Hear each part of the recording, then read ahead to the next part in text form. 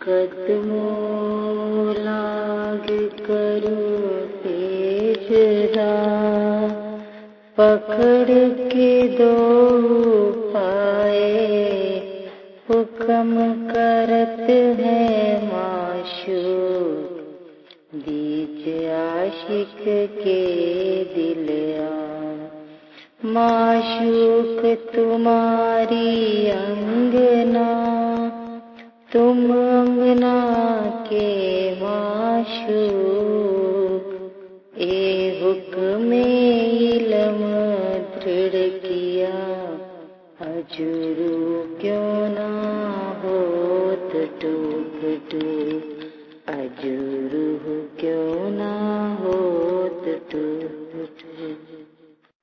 विचार देखो इब्तदाए से, ले अपना तारतम, आपन सोवत हैं नींद में, खेल खेलावत आप खत्म। महामती श्री इंद्रावती जी कहती हैं, हे सुंदर साथ जी,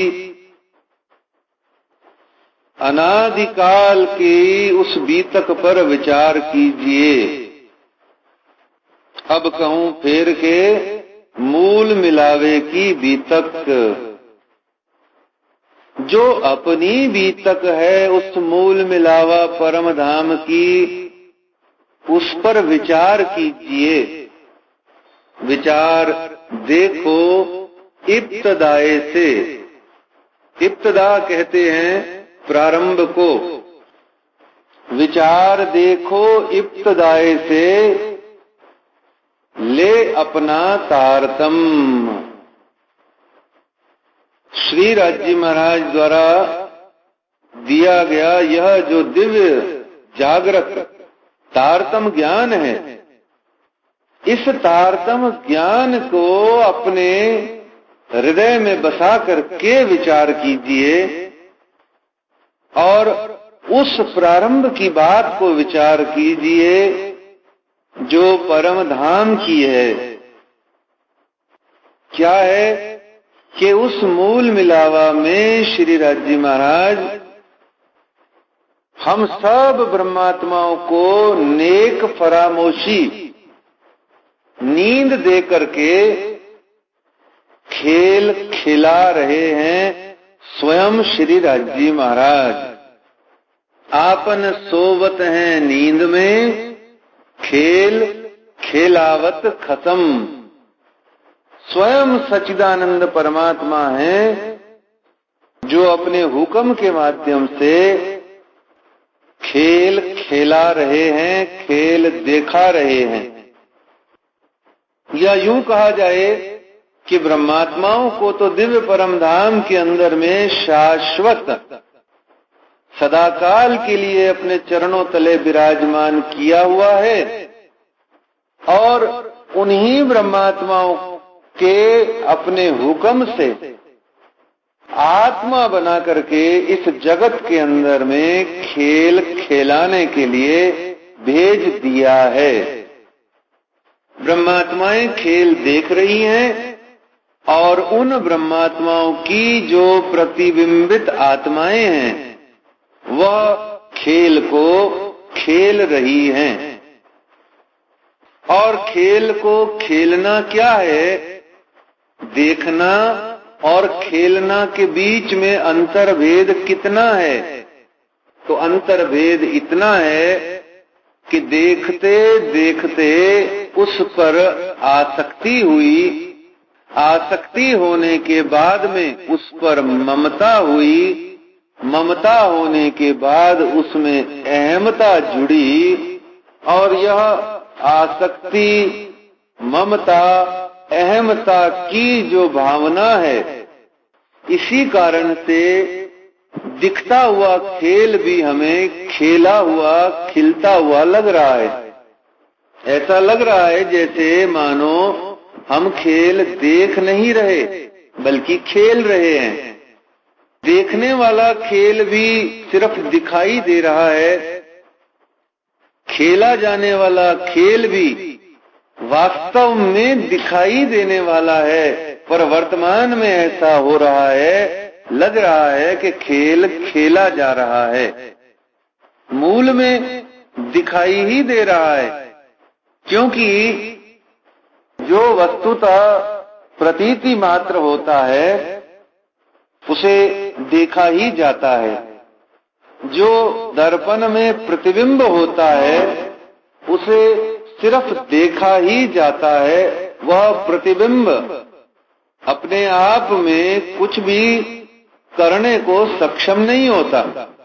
तो दोनों ही स्थिति में देखा जा रहा है, पर अभी वर्तमान के इस काल में जब तक वह मैं नाम की आसक्ति, जब तक तू नाम की ममता और यह मोह अहंकार की भावना का जुड़ाव है, तब तक वह खेल देखने वाला भी, दिखने वाला भी खेला जा रहा ही कहा जाएगा। और उन्हीं खेल देखने वालों को ही खेल खेलने वाला कहा जा रहा है, यद्यपि वो खेल देखने वाले ही हैं। जैसे कोई आदमी पैदल पैदल चले जा रहा है और एक रास्ते का गांठ उसको मिल गया, उसने वो गांठ रास्ते का अपने कंधे पर डाला और चल दिया। थोड़ी देर बाद क्या देखता है कि वो जो गांठ रास्ते की कांधे पर डाली थी वो है ही नहीं, अचानक कहीं बिना पता लगे गिर गई। तो अब क्या उस व्यक्ति को उस रास्ते के लिए अफसोस करना चाहिए? नहीं, जो पहले मेरी नहीं थी अब मेरी पुनः नहीं है, जो जैसी थी वैसी हो गई, तो इसमें अफसोस क्या, दुख क्या? ऐसे ही हम पहले भी देखनहार हैं, बाद में भी देखनहार ही होंगे।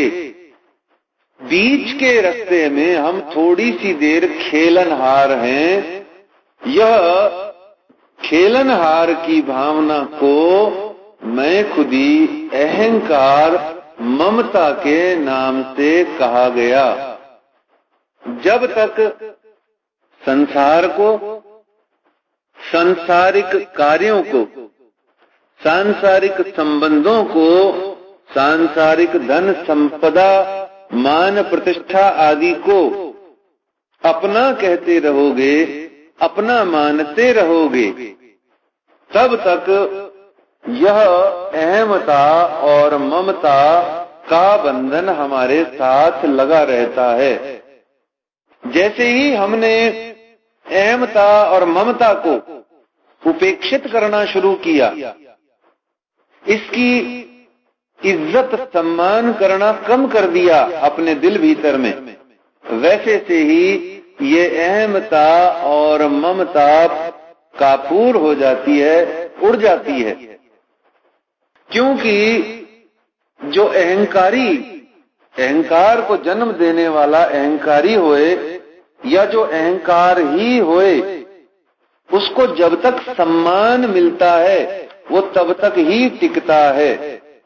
जिस दिन अहंकार को या अहंकारी को सम्मान देना बंद कर दो, वो उसी दिन से गायब हो जाता है, कोई न कोई बहाना लगा के चला जाता है। संसार के अंदर में क्या होता है, एक शब्द बना हुआ है खुददारी, जिसको हिंदी में कहते हैं स्वाभिमान। स्वाभिमान, खुददारी, या अंग्रेजी में उसको सेल्फ रेस्पेक्ट बोलते हैं। इस स्वाभिमान ने धर्मों और अध्यात्म को जितनी क्षति पहुंचाई है उतनी शायद किसी और ने कभी न पहुंचाई। स्वाभिमान कह करके हम अभिमान किए जाते हैं और तिस पर से अपने आप को सही, सत्य और बढ़िया साबित किए चलते हैं। स्वाभिमान एक अच्छी बात है, पर संसारी कार्यों के लिए अच्छी बात है।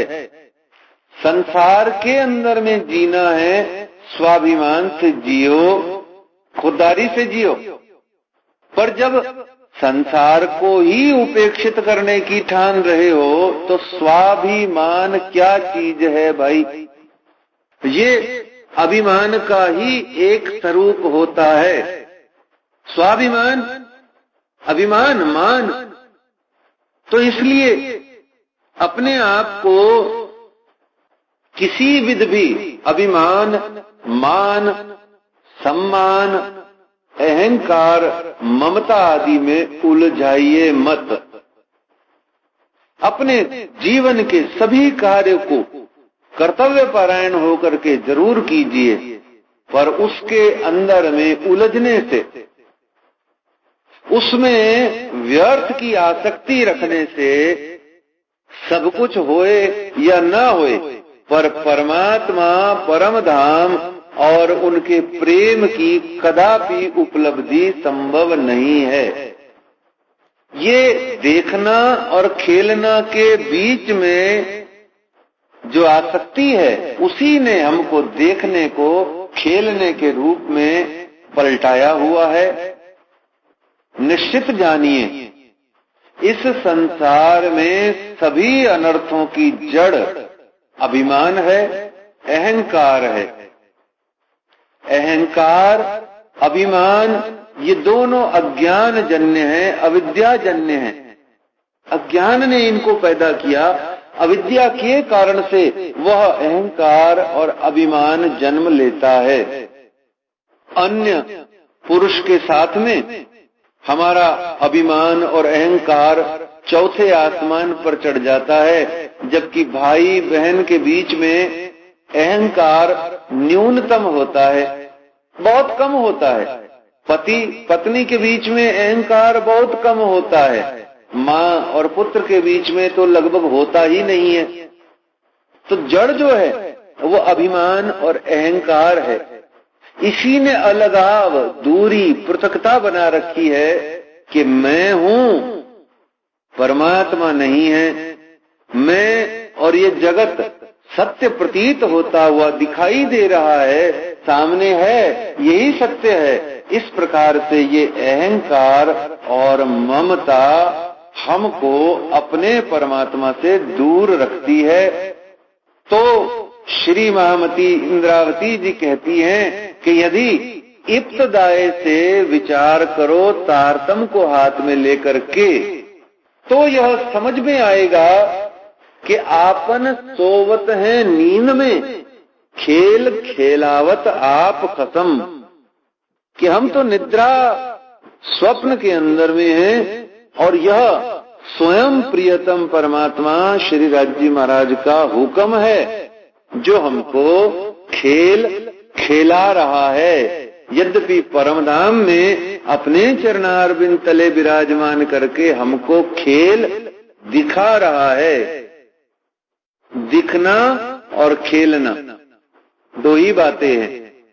जैसे कोई जो नौकरी पेशा होते हैं, वो सरकार में जब नौकरी करते हैं तो सरकार से वो प्यार नहीं करते, सरकार में उनकी आसक्ति नहीं होती, सरकार भी दिखती नहीं है, सत्ता होती है। सरकार किसी आदमी का नाम थोड़ा ही है, किसी औरत का नाम नहीं है, सरकार एक सत्ता का नाम है। ऐसे ही परमात्मा वर्तमान में साधक के लिए कोई आदमी या औरत नहीं है।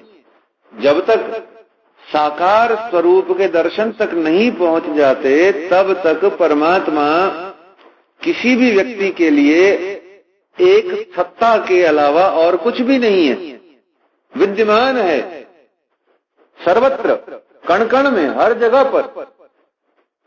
जर्रे से लेके सागर तक के मध्य में परमात्मा की सत्ता व्याप्त है। या में ब्रह्म सत्ता न होती तो अदखिन न रहने पावे ए। तो इस परमात्मा की व्याप्ति को जब हम विचार करते हैं तो साधक के लिए क्या है, एक एक चीज सत्ता से युक्त है और हम उस सत्ता का जब सुमिरन करते हैं तो धीरे धीरे हमारी अपनी मैं खुदी अहंकार की भावना निर्मूल होती जाती है। अपने आप को चिंतन कीजिए, मनन कीजिए, तो हम पाएंगे कि खेलना और देखना दोनों श्री राज जी महाराज के हुक्म के अधीन है। धामधनी जी का यह हुक्म ही है जो हमसे ये सब कुछ करवा रहा है, पर साधना हमें करनी है। हमको ही इस भावना की बात को प्रस्तुत करना है कि हम वास्तव में खेल नहीं रहे, हम खेल को इस जगत में खेलते हुए भी यह सिद्ध करना है कि हम इस जगत को देख रहे हैं। अहंकार, मैं खुदी, ये अनर्थों की जड़ है। सारे भूल भुलैया की जड़ है ये अहंकार। और सामान्यतः मनुष्य की ये आदत होती है कि वो मानता ही नहीं है कि मैं अहंकारी हूं। और वो मानता क्यों नहीं है? क्योंकि अविद्या से ग्रसित है, अज्ञानता ने उसको नख-शिख घेर रखा है। कुछ जड़ मान्यताओं ने उसके जीवन को नरक बना रखा है। उसी नरक में जीते जीते वो खुश रहना चाहता है, लेकिन उस ज्ञानमयी सुखद आनंद की बात को वो ग्रहण करने से 100 बार कतराता है। यही जीवन की आधारभूत भूल है कि विद्या को ठुकरा करके हम अविद्या को अपनाते रहते हैं। ज्ञान की सम्मान न करके हम सदाबहार अज्ञान का सम्मान करते हैं। इसलिए क्योंकि अहंकार ने घेर रखा होता है। अज्ञान से अहंकार, अहंकार से अज्ञान। जैसे साधक भक्त के जीवन में ज्ञान से इश्क आता है, प्रेम आता है, प्रेम जितना जितना आता है उतना उतना ज्ञान आता है। ऐसे ही ये जो संसारी मनुष्य है, इसके जीवन में अहंकार से अज्ञानता का जन्म होता है, और जितना अज्ञानी होता है उतना उतना अहंकारी होता है, इतना कि मानने को भी मना कर देता है कि मुझ में अहंकार है। सारा संसार आज अभी इसी समय परमात्मा के चरणों की धूलि को प्राप्त कर ले, यदि अहंकार तत्व स्वयं बनाने वाले परमात्मा अपने अंदर में पुनः विलीन कर लें, लय कर लें। सब कुछ उनका बनाया हुआ है, मन, बुद्धि, चित्त, अहंकार, मोह, ममता, माया, उपनीचे मूल धनी थकी। बलवंती भी उस माया को स्वयं उस सर्व बलवान परमात्मा प्रियतम ने बनाया है। नहीं तो कहाँ इतना बल किसी में जो परमात्मा के ही कार्यों में रोड़ा बन सके। बार बार याद रखिए, तो अहंकार को अगर परमात्मा पुनः अपने धाम में, अपने दिल में वापस ले ले, तो आज ही परमात्मा प्रियतम के चरणारविंद कीड़े मकोड़ों से लेकर के मनुष्य जाति तक को तत्काल मिल जाएं, तत्क्षण मिल जाएं, समय ही नहीं लगे। एक बात सदा और याद रखिए, हम कहते हैं कि ब्रह्म सृष्टि जो है वो परम धाम से आई है। इसलिए सदगुरु की शरण में रह करके सत्संग और सदग्रंथ का आनंद लेते हुए वो भक्ति, प्रेम, ज्ञान और वैराग्य से पुनः दिव्य परम धाम में पहुंच जाएंगी। पर यह भूल जाते हैं कि हम सब ब्रह्मात्माओं की सीनियर मोस्ट ब्रह्मात्मा जो हैं वो स्वयं माया है। क्यों? एक, हम उन चरणों को प्राप्त करना चाहते हैं जो इस दुनिया के अंदर में ही हम किसी के छूते नहीं है। छूने से हमारे को छूत का रोग लग जाता है, समर्पण का रोग लग जाता है, न्योछावर होना पड़ जाता है, श्रद्धा विश्वास रखनी पड़ जाती है, नुकसान हो जाता है। और उन चरणों को प्राप्त करना चाहते हैं परमात्मा प्रियतम के, जहां पर श्रद्धा, ईमान और विश्वास का खजाना है। हम पाना चाहते हैं, विचार कीजिए, हम परमात्मा के चरण पाना चाहते हैं, पर माया का सद्भाग्य देखिए, ऊपरी छे मूल धनी थकी, वो उन चरणों से निकट करके इस संसार के अंदर में आई हुई है। तो सीनियर मोस्ट ब्रह्मात्मा कौन हुई? माया हुई। अब अगर माया को धनी धाम परमात्मा यदि इस जगत में नहीं भेजते और इस जगत को उस माया से बनवाते नहीं, तो खेल भी कैसे संपन्न होता।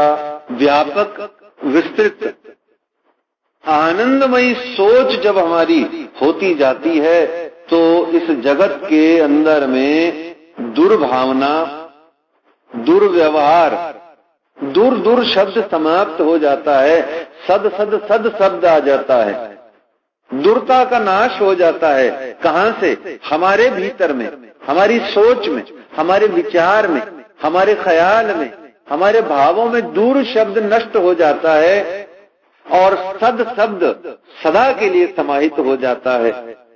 कोई दुर्भावना रखता ही नहीं, मैं लेता ही नहीं तो वो रखे मेरा क्या जाता है। बहुत साधारण सी दुनिया का उदाहरण है। कोई आपको यदि अपशब्द, गाली आदि निकाले तो आप सुनो मत, उसी के पास वापस पहुंच जाती है। ऐसा बचपन से सुनते आए हैं।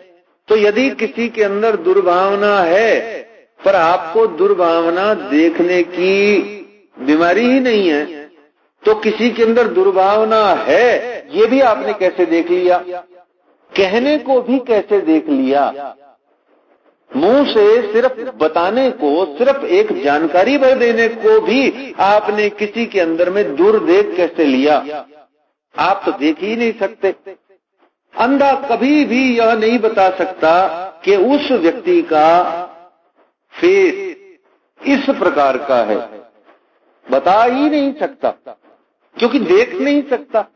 तो जब हमारे अंतर हृदय में परमात्मा की भक्ति से प्रेम, ईशक, परम धाम की चितवनी भरी हुई है, तो हमने संसार का रिश्ता, नाता आदि इत्यादि देख कैसे लिया?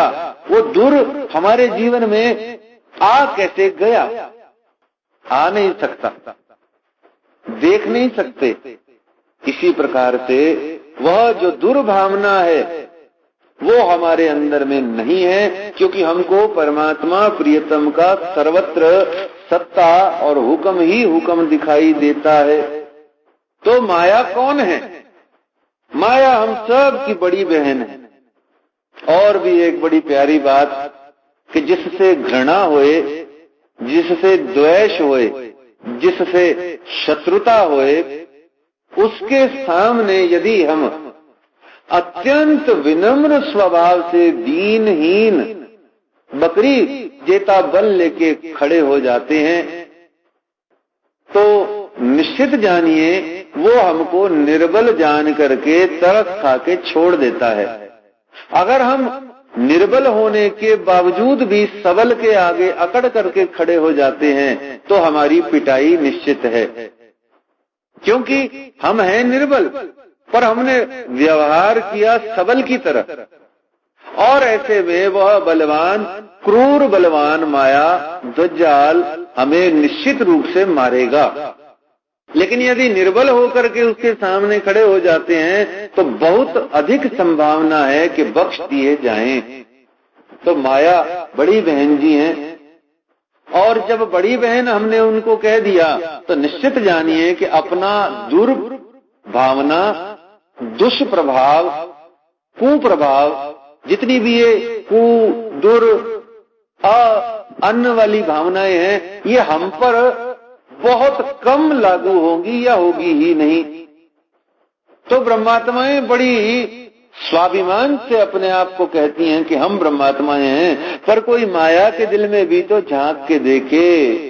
वो कहती है कि जिन चरणों को पाने के लिए तुम्हें इतनी साधना, श्रम, परिश्रम करना पड़ रहा है, और फिर मुझको भी उल्लंघना पड़ रहा है, देखो मैं उन चरणों से निकट करके आई हुई हूं।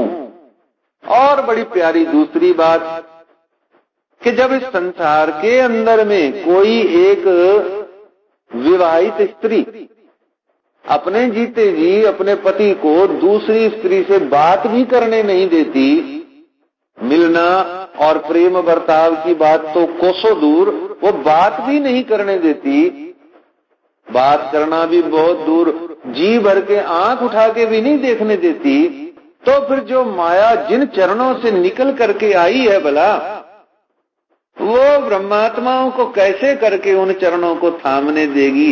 एकाधिकार तो माया का है। बड़ा प्यारा चिंतन है। हम अपना अधिकार जता करके अपने कब्जे में लेना चाहते हैं जिन चरणों को, वो कहती है कि ये चरणार बिंद से तो मैं उत्पत्ति हुई है भाई, मेरा जन्म इन चरणों से हुआ है। तो ऐसे में ये माया है, और माया हमारे हाथ तो आती नहीं, उसकी छाया में ही हम झूल झूल करके अपने जीवन को समाप्त कर लेते हैं। तो जो परमात्मा और आत्मा के बीच में खाड़ है, आड़ है, पट है, आवरण है, विस्मृति है, परामोशी है, नींद है, सुपन है, अज्ञानता है, अंधकार है, उसी का नाम अहंकार है। वो ही है अहंकार जो आपको आप ही के कारण से, आप ही के परमात्मा प्रियतम से मिलने नहीं देता है। महामती श्री इंद्रावती जी बड़ी प्यारी चौपाई कहती हैं।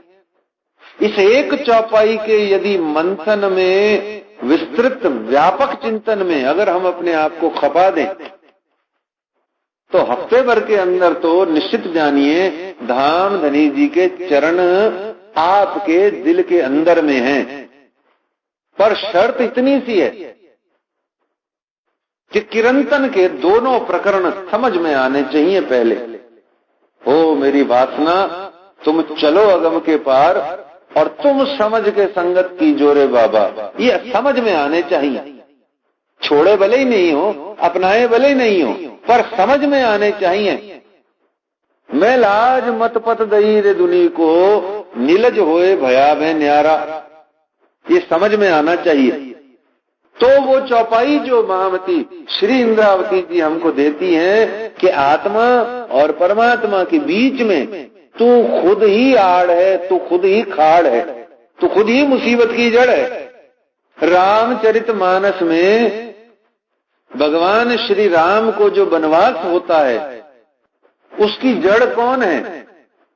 माता कैकेयी नहीं, उसकी जड़ है मंथरा, और मंथरा भी नहीं, मंथरात्मक बुद्धि, वो जड़ है।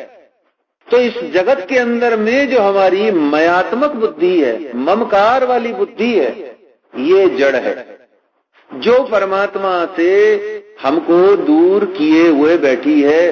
वो तो जो निकट, अति निकट, पास पास, अंदर भीतर भीतरतम बैठा हुआ है, उसी को हम कहते हैं दूर है और दूर है और दूर है।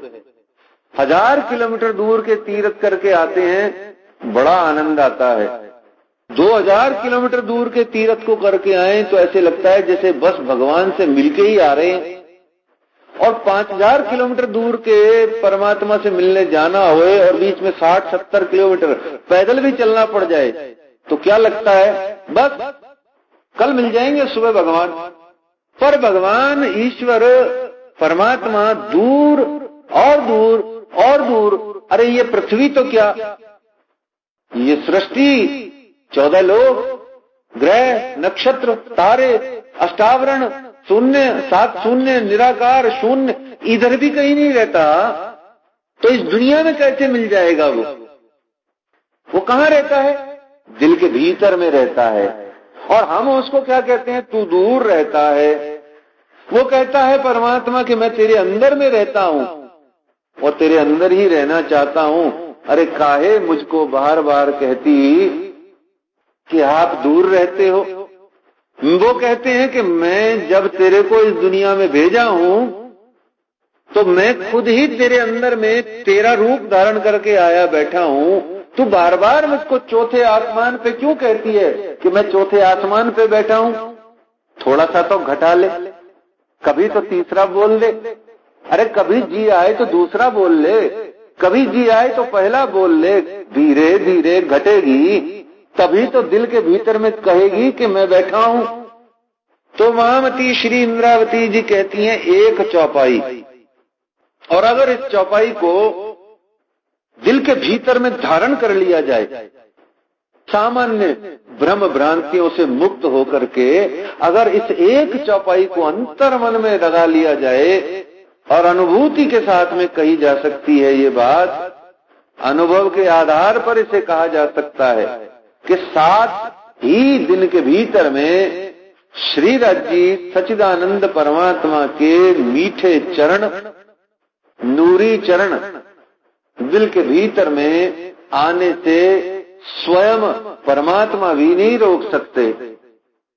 कहती हैं महामती जी, हबीब बनाया हादिए, हबीब बनाया हादिए, मेरा ही मुझ पास।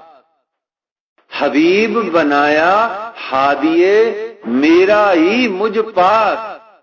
कर कुर्बानी अपनी, मैं जाहिर करूं विलास, कि मैं तेरे अंदर में बैठा हूं, तुझे मेरे संग रास खेलनी है, गरबा डांडिया करना है, झीलना करना है, रामतें खेलनी है, परम धाम की आनंदमयी लीलाएं अगर मेरे साथ करनी है, तो मैं तेरे अंदर ही बैठा हूं, लेकिन मैं तेरे साथ खेलना चाहता हूं। लेकिन तू है कि तू मेरे साथ खेलना चाहती है, यही चक्कर पड़ा हुआ है। तू कहती है कि मैं आपके साथ खेलूंगी, मैं कहता हूं मैं तेरे साथ खेलूंगा, दोनों में आपत्ति और विपत्ति है। मैं जब कहती हूं कि मुझे आपके साथ खेलना है, तो मैं कहता है ये जीव का अंतःकरण, उसकी जीव की भावना, शरीर देह की भावना, स्थूल सूक्ष्म कारण, मन बुद्धि चित्त अहंकार कुछ भी कह लीजिए, ये सब शरीर हैं, ये सब देह हैं, नाशवान है, नश्वर है। वो कहती है कि मुझे परमात्मा के साथ खेलना है। परमात्मा कहते हैं इन सब को छोड़ तो मैं तेरे साथ, अर्थात तेरी आत्मा के साथ में तेरे ही दिल भीतर में खेलूंगा। और मैं आया बैठा भी इसीलिए हूं कि तेरे साथ खेलूं, पर तुम खुद ही खेल में बाधा बन करके इस खेल को लंबा और विलंबित, कठिन कठिन जटिल बनाए जा रहे हो। आज लो, अरे अभी लो, कब चाहिए तुम्हें दिव्य परम धाम की कोई एक खेल, कोई दिव्य परम धाम की रामत, कोई वृंदावन का एक बड़ा सुंदर आनंदमय दृश्य कब चाहिए? अभी चाहिए, अभी ले लो। मरो तो सही, मरना चाहते नहीं और जीते जी उसको पाना चाहते हो तो बात बनती नहीं। तो जिन्होंने अपने आप को मारा, कर कुर्बानी अपनी। और सामान्यतः कुर्बानी कैसे होती है, जिसको एक संत वाणी के आधार पर कह सकते हैं कि कुर्बानी का अर्थ होता है तन, मन और धन का समर्पण। पर यह समर्पण सांसारिक भावना से बना हुआ है। जब यही नहीं हो पाता तो सोच करके देखिए अपना आपा कैसे कुर्बान कर पाओगे, जिसको अहंकार कहा गया। अहंकार जिसे कहा गया, उसको अपना आपा कहा गया, वो तो कुर्बान कैसे होगा जब सांसारिक तन, मन और धन में समर्पण की कमी है। तो कर कुर्बानी अपनी। किसकी कुर्बानी करनी है? अपनी कुर्बानी करनी है। और अब इस कुर्बानी और इस समर्पण की भावना का बहुत विस्तार महामती जी ने अपनी वाणी में किया है। पर महत्वपूर्ण बात यही सामने आती है कि जिनके कुर्बानी का नाम सुन करके अंग उलझ जाते हैं, वही ब्रह्मात्माएं हैं, वही मोमिन हैं, वही हैं जिन्होंने हक के काम के लिए अपने आप को मार डाला है जीते जी। जो जीवते ना मरेंगे तो क्या मरेंगे मुनाफिक। जीवते मारिए शब्द पुकारत हक, अपने आप को जीते जी मार डालिए और मरे हुओं से कोई संबंध नहीं बनाता।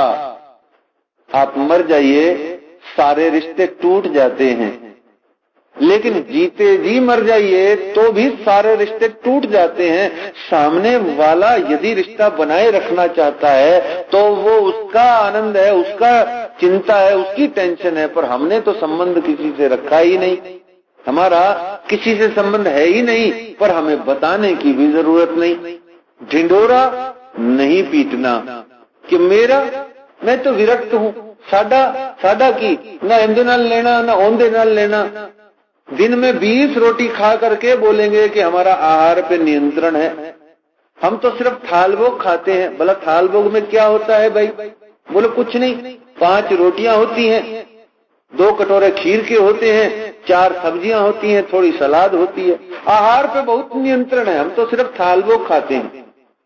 ढिंडोरा मत पीटिए, क्योंकि ढिंडोरा पीटेंगे कि मेरे को वैराग्य प्राप्त है, हमारा किसी से कोई लेना देना नहीं, ये मतलब निकलता है सीधा सा कि इस मतलब के सिवाय आपका और कोई मतलब नहीं।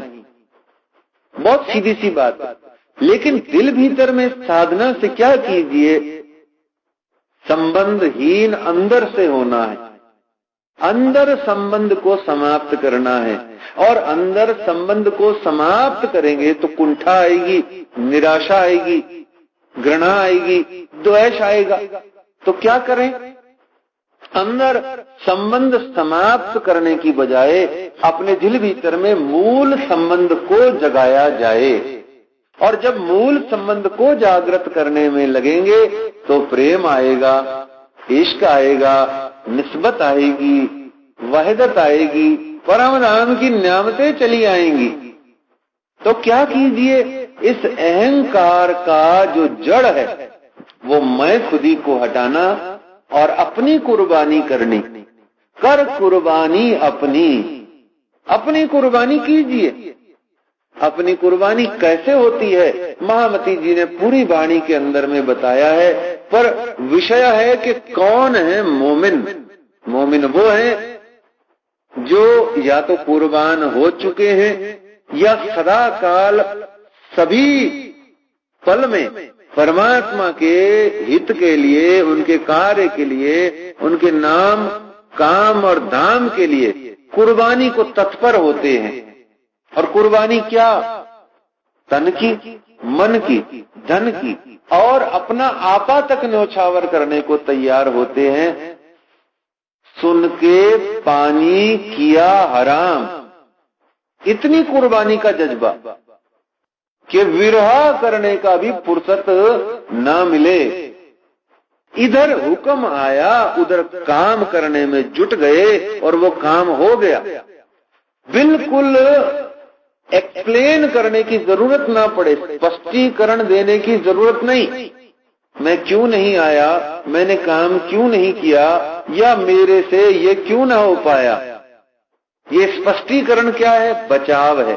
और बचाव का अर्थ क्या होता है? आप में आप ज्यादा हो और आप में सामने गुरु का, परमात्मा का या किसी भी बड़े का हुक्म कम है। हुक्म ज्यादा होए तत्काल काम हो जाता है। मान लीजिए आप भोजन कर रहे हैं, आपके पति महाशय ने तुरंत कहा जरा जल दीजिए, आप करता हुआ भोजन छोड़ करके पहले जल का गिलास लाके दे देते हैं।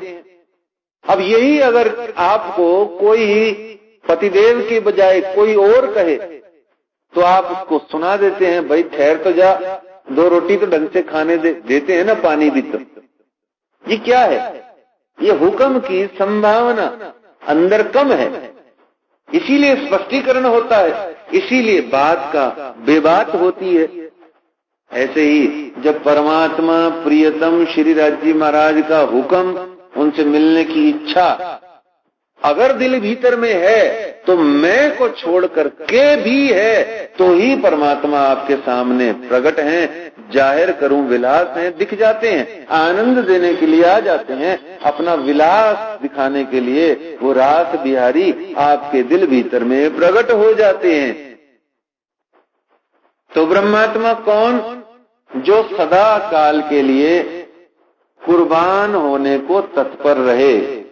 एक और बात आती है कि ब्रह्मात्मा कुर्बान होने को तत्पर, एक बात, और दूसरी बात काहे की कुर्बानी, किस बात की कुर्बानी?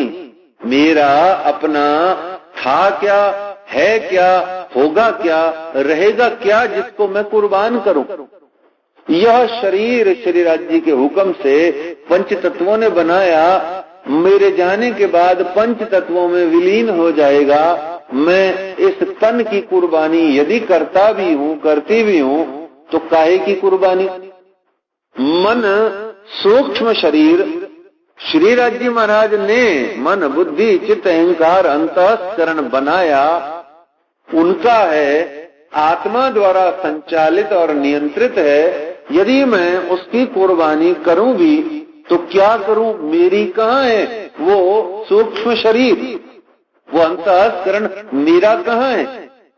हाँ, आत्मा मेरी जरूर है। मैं तत्व की शांति आत्मा पे जाके होती है, आत्मा मेरी जरूर है, पर जब हम आत्म स्वरूप में स्थित हो जाते हैं तब आत्मा को यह समझ में आता है कि मैं तो स्वयं परमात्मा का अभिन्न अंग हूं, तो मैं कहाँ हूं? तो कुर्बानी आखिरकार करी भी जाए तो किसकी करी जाए भाई?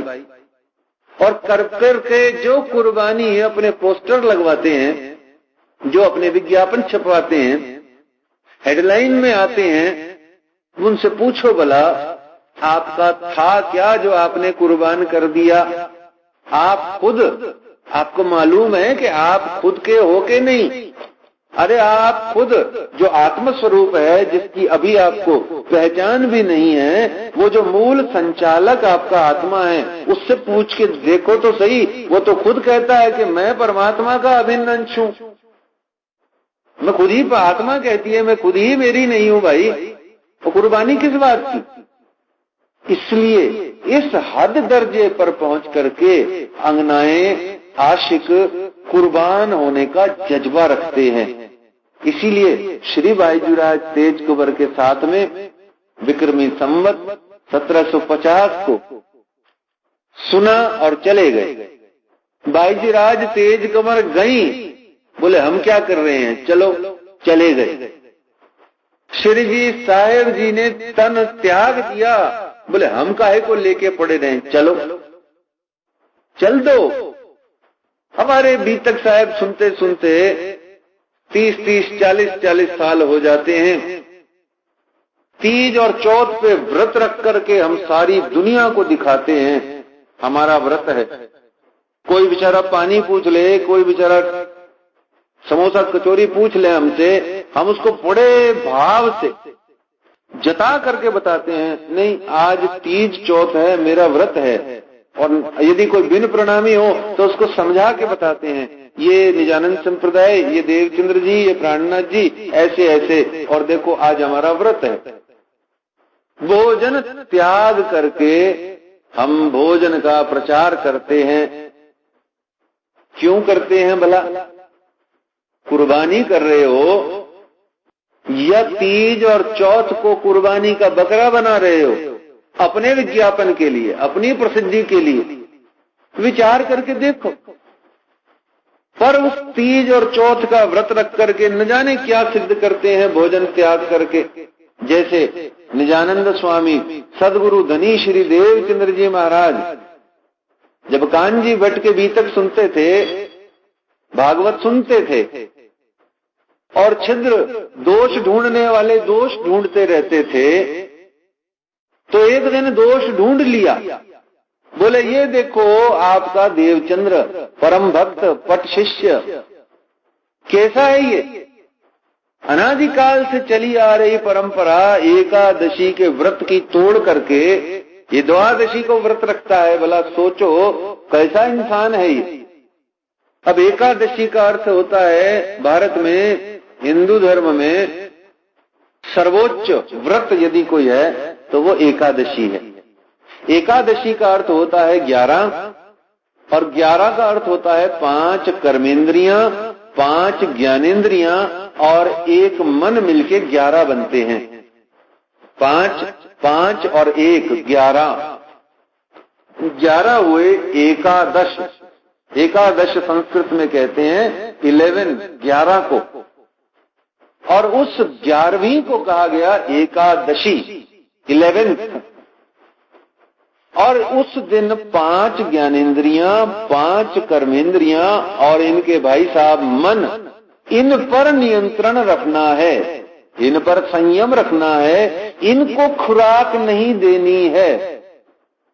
न बुरा देखेंगे, न बुरा सुनेंगे, न बुरा खाएंगे, न बुरा बोलेंगे, न बुरा किसी भी भाग से सूंघेंगे, न हाथों से गलत काम करेंगे, न पैरों से गलत जगह चल करके जाएंगे।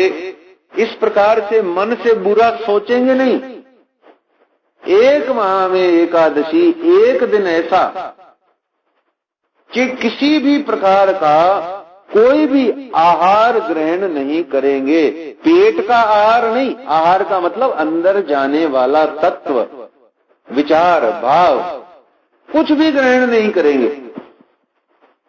एकादशी, और एकादशी को हमने बना दिया पेटादशी, कि पेट को खुराक नहीं देंगे, लेकिन बाकी तो देखो भला, चौपाल पे बैठ जाएंगे, गप्पे मारेंगे, ताश खेलेंगे,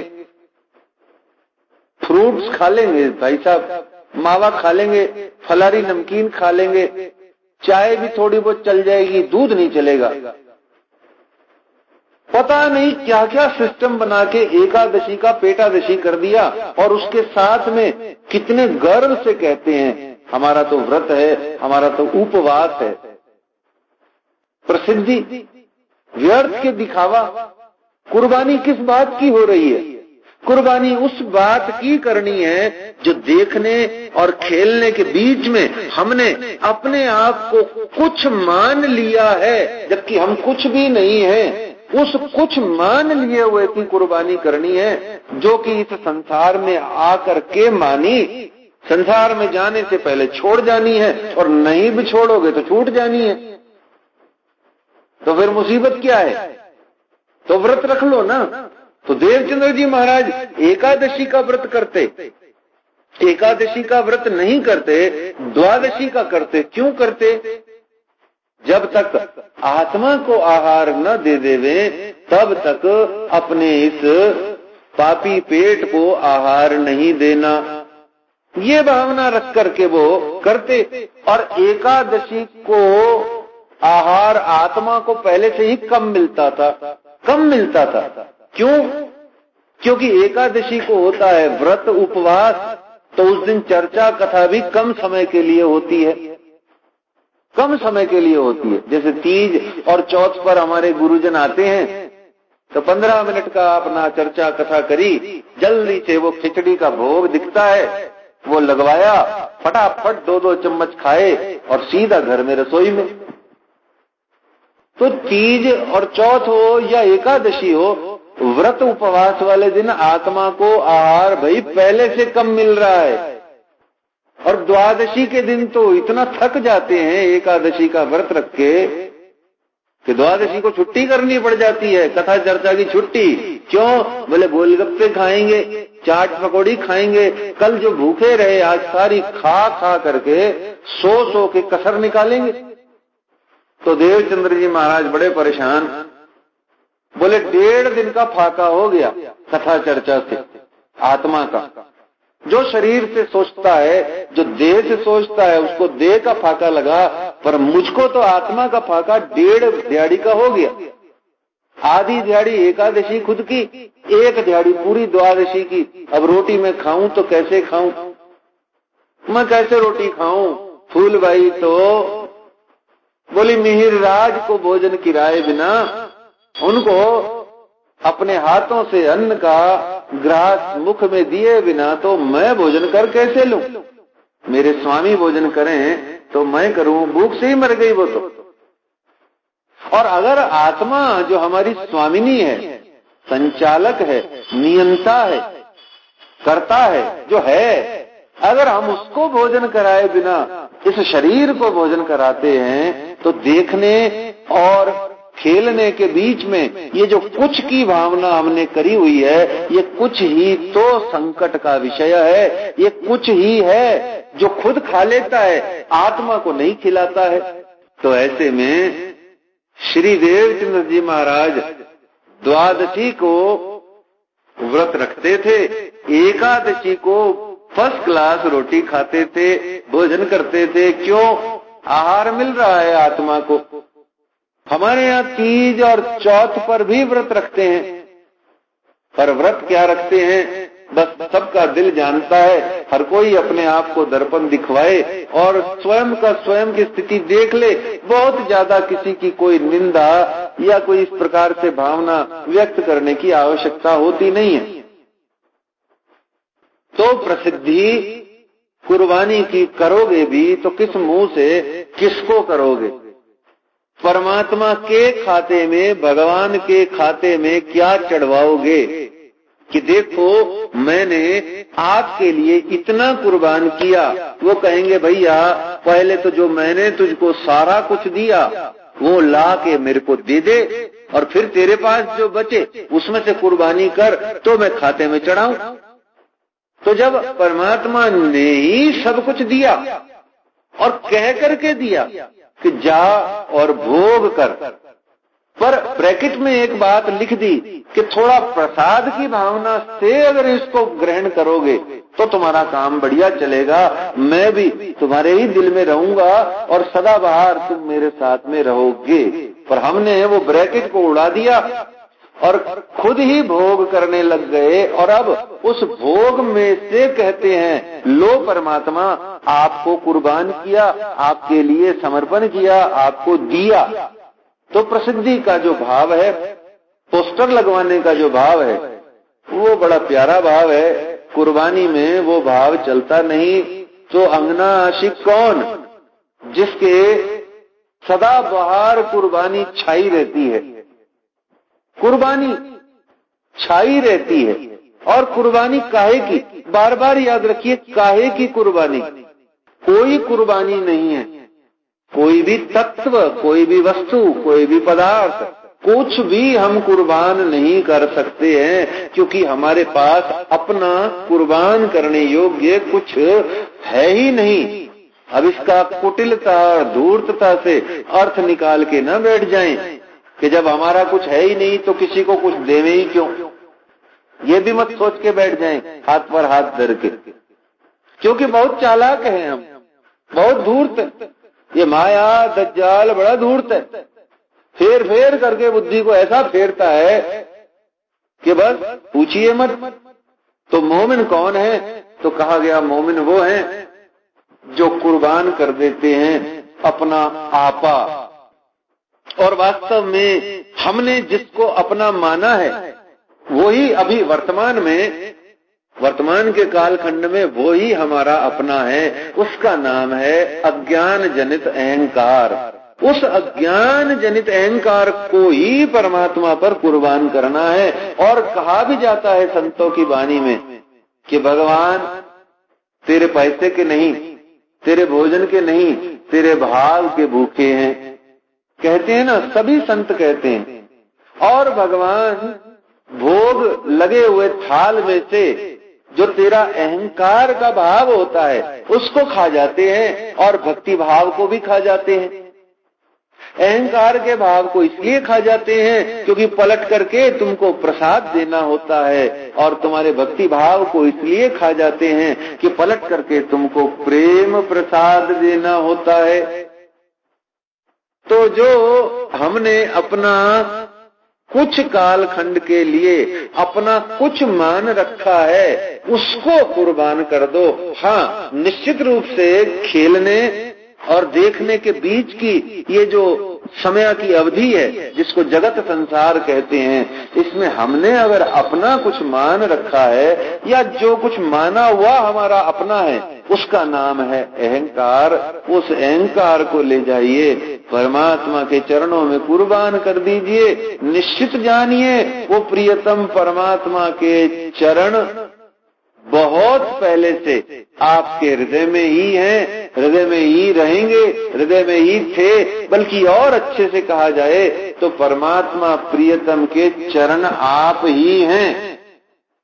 आप ही तो श्री राज महाराज के चरण हैं, जो एक इस दुनिया में मनुष्य का तन धारण करके आ गए हैं, उस मनुष्य का मन स्वरूप होकर के आ गए हैं, उस मनुष्य का आत्म स्वरूप होकर के आ गए हैं। आप ही हैं परमात्मा के चरण।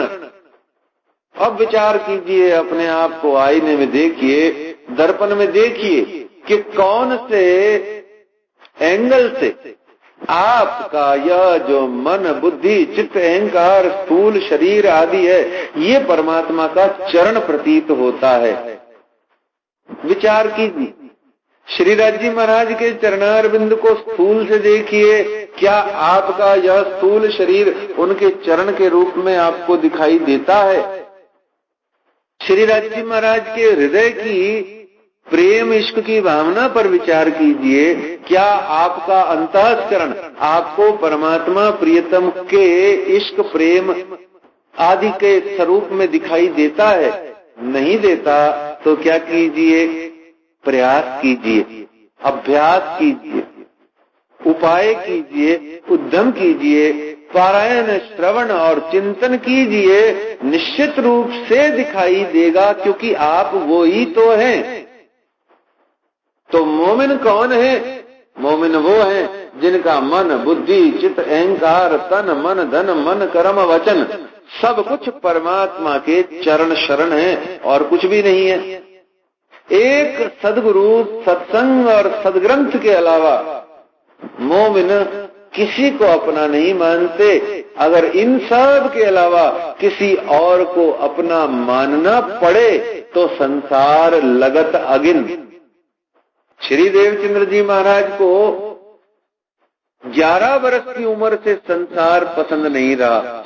कहने का भाव, जब से थोड़ी सी बुद्धि आई, संसार से विरक्ति आ गई। संसार उनको कड़वा लगने लगा, अग्नि के समान ताप, कष्ट, पीड़ा देने लगा। और हमको यही संसार इतना बढ़िया लगता है, हर रोज ऐसे लगता है कि ये जलती हुई आग तो जलती ही रहे। सर्दियां चल रही हैं, आराम से हाथ सेक रहे हैं, मजा आ रहा है, आनंद आ रहा है। तो इस प्रकार से महामत कहे हैं साथ जी, जिन पर हुआ म्याराज। श्री महामत कहे हैं साथ जी, जिन पर हुआ म्याराज, सो खासल खास उम्मत है, तन मार डारत हक काज। और तन का यहाँ भाव क्या है? इसी को कहा गया जिसको हमने अपना मान रखा है। अन्यथा जब हमने अपना मानना रद्द कर दिया तो सब कुछ परमात्मा का है। फिर किसी को मारने की जरूरत नहीं है, फिर किसी को कुर्बान करने की जरूरत नहीं है। सब कुछ ही धनी का है, धनी का था और धनी का रहेगा।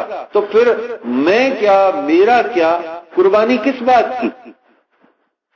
तो प्रशंसा, प्रसिद्धि को सुनना, जहां एक और अपने आप को कुर्बान कर देना मोमिनों का शुभ लक्षण है, तो वहीं दूसरा लक्षण कहा गया कि प्रशंसा, प्रसिद्धि, सिफत को सुनना, करना नहीं अपने मुंह से। अपने मुंह से करना सिफत तो गुनाह है। प्राय सभी जन आजकल यही काम करने लगे हैं। औरों के अंदर में सद्गुण देखने की प्रवृत्ति समाप्त हो गई। दूसरों में सिवाय दुर्गुण अवगुण के कुछ नहीं दिखता। इसलिए सद्गुण का भी तो थोड़ा बहुत मुझे बातचीत करने का ठेका है, तो इसलिए सद्गुण किसी और के नहीं मिलते तो अपने सद्गुणों का बखान करते रहते हैं, दूसरों के दुर्गुण अवगुण का बखान तो करने की है ही सही प्रैक्टिस। तो सुनना कह रहे हैं, बोलना नहीं कह रहे। मोमिन कौन, ब्रह्मश्रेष्ठ कौन? जो अपनी सिफत, अपनी प्रशंसा, अपनी प्रसिद्धि, अपनी तारीफ, सुनना जिसको कहा गया, वो सुनना उसको थूक करके चाटने के बराबर कहा गया। ऐसा लगता है कि जैसे थूका हुआ चाट दिया हो। अब कुर्बानी का जज्बा है जिसमें, और जिसने कुर्बान कर दिया, समर्पण कर दिया, दान कर दिया, भेंट में दे दिया, और फिर कहता है कि मैंने दान दिया, मैंने भेंट दिया, मैंने समर्पण किया, मैंने कुर्बानी करी, तो अभी तक भी वो दिए हुए में तुम समाहित हो, तो वो तुम हो समाहित, तो वो परमात्मा के चरणों में पहुंची नहीं भाई, अभी तुम ही उसके अंदर में शामिल हो। इसलिए सुनना, सिफत को सुनना थूका हुआ चाटने के बराबर है। जिस चीज को आपने त्याग दिया उसमें आपका क्या, कुछ नहीं। कभी कभार चोरी भी तो हो जाती है, कुछ हमारा नुकसान हो जाता है, खो जाता है, तब आप कैसे करके उस खोई हुई चीज को बार बार सुनाते हो, मेरा सामान खो गया, मेरी चीज चोरी हो गई, पर चोर सामने था इसलिए उसको कोई असर नहीं हुआ आपकी मैं खुदी से। पर सामने अगर चित चोर बैठा है और अगर आप बार बार कह रहे हो कि मेरा दिल आपने चुरा लिया, मेरा दिल चित्त आपने चुरा लिया, तो निश्चित जानो अभी भी उनका चित्त चोर का चित्त आपके चित्त में आना बाकी है। बड़ी प्यारी बात है ये, आशिक माशूक की बीचम बीच की बात है, बड़े भाव से समझ में आती है, और सामान्य बुद्धि के स्तर से समझो तो एक ही लगती है। बोलो क्या फर्क है दोनों में, मैंने दिल दिया कि तूने दिल दिया, दिल अपना लेके उनका लेके दिया, एक हाथ से दिया कि दूसरे हाथ से दिया, बात तो एक होने की है ना भाई। पर आशिक और माशूक के बीच का ये बड़ा आनंदमयी प्रेममयी भाव होता है। तो प्रशंसा सिफत को सुनना वह थूक करके चाटने के बराबर कहा गया। जो कोई होवेगा फकीर, दीतक साहेब की 38वें प्रकरण की 27वीं चौपाई, और बड़े प्यार और भावना से इसको ग्रहण कीजिए। महामती श्री लालदास जी महाराज समस्त सुंदर साथ को ये बड़ी प्यारी सिखापन दे रही हैं कि जो फकीर हो चुका होए, जिसने अपना आपा श्री जी साहेब जी के चरणों में कुर्बान कर दिया होए, जिसके पास अब अपना कुछ नहीं रहा होए, जो कुछ भी है वो सब परमात्मा का ही है, बल्कि स्वयं यूं देखो तो परमात्मा का ही समान वस्तु पदार्थ, उनका तन, उनके परम धाम की कोई भी एक तन आदि चलता हुआ दिखाई दे रहा है। उससे पूछो कि तू कौन, बोले मुझे पता नहीं मैं कौन। ज्यादा पूछो तू कौन, बोले भाई वो शिरजी साहिब जी परमात्मा खड़े हैं, उनसे पूछो मैं कौन। कभी पिक्चरों में देखा हुआ है, फिल्मों में, तो 8, 10, 20, 50 जनों को बोंगा सा बना देते हैं, भावना सा कर देते हैं, वो ऐसे खड़े रहते हैं सम्मोहित से होकर के। ऐसी कुछ विशुद्ध प्यारी भावना अगर हम दिल में लाएं तो महामती जी इस चौपाई से आपको बहुत सुंदर बात दिल में देना चाहते हैं। जो कोई होवेगा फकीर, और फकीर भी कहा दे दे रे माई, अल्लाह के नाम पे दे दे, मौला के नाम पे दे दे, भगवान के नाम पे दे दे, और पता चला शाम को वो 35 रुपया इकट्ठा हुआ और थैली चढ़ा रखी है नशे की, शराब की। वो वाला फकीर नहीं चलेगा भाई। बड़ी प्यारी बात कहती है, जो कोई होवेगा फकीर हक ताला की तरफ। श्री राज जी महाराज सच्चिदानंद परमात्मा की ओर जाने वाला उनके मार्ग का पथिक, उनका बंदा जो कोई फकीर होगा वो फकीर ही होगा। क्योंकि अगर अमीर होंगे तो परमात्मा से बड़ा अमीर कौन? अगर परमात्मा सबसे बड़े अमीर हैं और आप छोटे मोटे अमीर हो तो उस अमीर की दृष्टि में तो आप फकीर ही हैं। तो जो कोई होवेगा फकीर हक ताला की तरफ। महामती लालदास जी कहते हैं कि जो कोई भी परमात्मा प्रियतम के चरणों का प्यारा फकीर होगा सो दुनिया मुर्दार की, और जिसने एक बार दुनिया को त्याग दिया, अपने अहंकार मैं खुदी जीव को त्याग दिया, जो सो दुनिया मुर्दार करी, थूक न काढ़े हरप। और फिर जैसे थूक करके पुनः अंदर नहीं लिया जाता, ऐसे इस संसार को, इस जगत को, इस अहंकार और मैं खुदी को कुर्बान करने के बाद में वो पुनः अपने सिर पे नहीं चढ़ाता। लेकिन हमारे इस संसार में, इस जगत में क्या आदत है, हम जितना जितना कुर्बानी करते हैं, जितना समर्पण त्याग करते हैं, उससे कईयों गुना ज्यादा हम अपने पोस्टर छपवाते हैं, टीवी चैनल में विज्ञापन देते हैं, माउथ टू माउथ पब्लिसिटी करते हैं। पर मोमिनों के लक्षण क्या हैं ये महामती जी ने साफ कहे। तो मैं खुदी, अहंकार, ये अज्ञान जनित हैं, अविद्या के जनक हैं। और आत्मा परमात्मा के बीच में यदि कोई सबसे बड़ी रुकावट, बाधा, खाई अगर कुछ है तो उसका नाम है अहंकार। और उस अहंकार से हम सारा जगत ग्रसित हैं, ऐसा सच्चे में मान करके चलिए। अपने रोग को पहचानिए, अपने आप को बीमारी के अंदर में देखिए। व्यर्थ ही खुश हो रहे हैं कि मुझे अहंकार नहीं, मुझे अभिमान नहीं, मुझे स्वाभिमान है। हम तो निरहंकार हैं, खुददारी है। भाई कोई सेल्फ रेस्पेक्ट नाम की चीज होती भी है कि नहीं?